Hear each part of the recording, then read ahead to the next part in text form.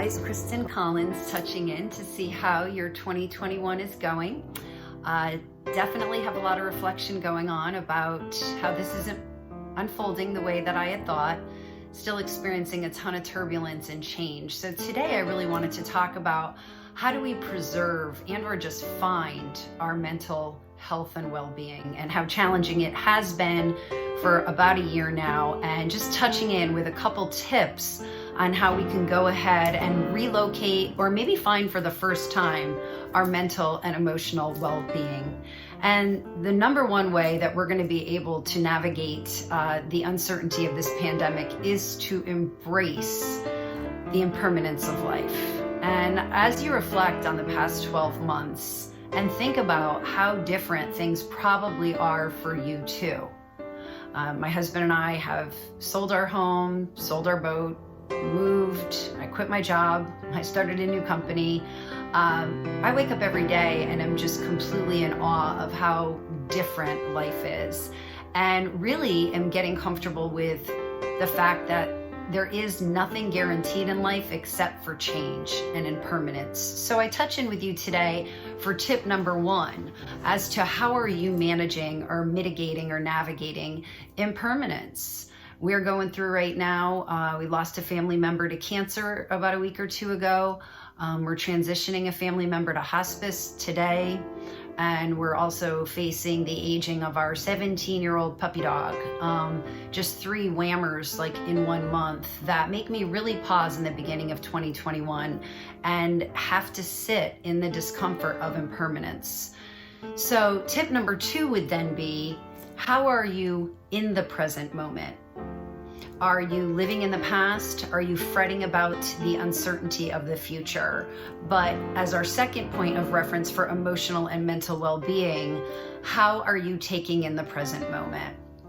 Are you in the present moment, or are you constantly distracting by thinking about the past or fretting about that future or hoping for that future? So I encourage you to be in that present moment, take some deep breaths, look at what's around you, which leads us to our third point for a mental and emotional well-being, and that would be focusing on what you're grateful for. We all have many things that we could be very upset about. We also all have things that we can be extremely grateful for. So, as we've already discussed, what we focus on becomes our reality, and it is what we attract. So how are you sitting in the present moment and focusing on what you're grateful for? And perhaps a technique to help you focus on that would be either to end your day or to begin your morning with 3 things that you're grateful for. And whether you say them in your head or say them out loud to the universe or share them with someone you love, I don't know, share them with a stranger or go ahead and write them down. But how do you set a tone for yourself that is one of gratitude? Which leads to the fourth point for today, and that would be the art of surrender. And how are we going ahead and releasing to the wonder of the given moment and surrendering to all of those things that we cannot control? Surrender doesn't mean you're a doormat or you're giving up. It's actually just the opposite. Surrender is that you're going in flow with the universe and not trying to control and will your way through. Instead, you're sitting in that present moment, embracing impermanence, expressing gratitude for what is positive in your life, and then surrendering to all of the things you're not in control of, and being curious about your experiences and what has been happening through all of the trials and tribulations the past 12 months has absolutely slaughtered the Collins family with. I continue to be curious about them and contemplative and let them roll through my body, and I experience the emotions in real time. And then I surrender to what I'm not in control of, and making that decision. Is that something I'm actually in control of? Is that on me? And if it's not, what's the lesson? What's the offering? and trying to focus on that positive. So I hope these 4 tips help you navigate your emotional and mental well-being. I know they're foundational for my journey, and I'd love to finish my message to you today with a quote from Untamed by Glennon Doyle.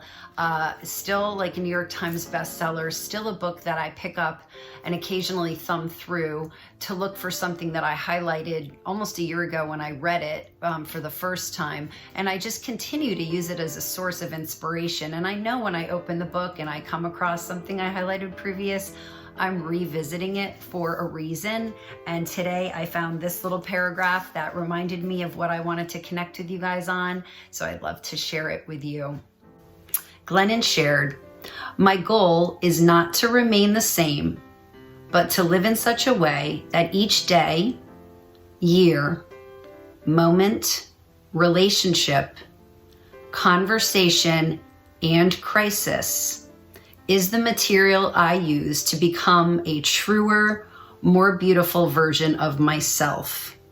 The goal is to surrender constantly who I just was in order to become who this next moment calls me to be." So I hope that resonates for you and helps you on your journey. As always, please feel free to reach out, comment below. Love our interactions, love our interfacing.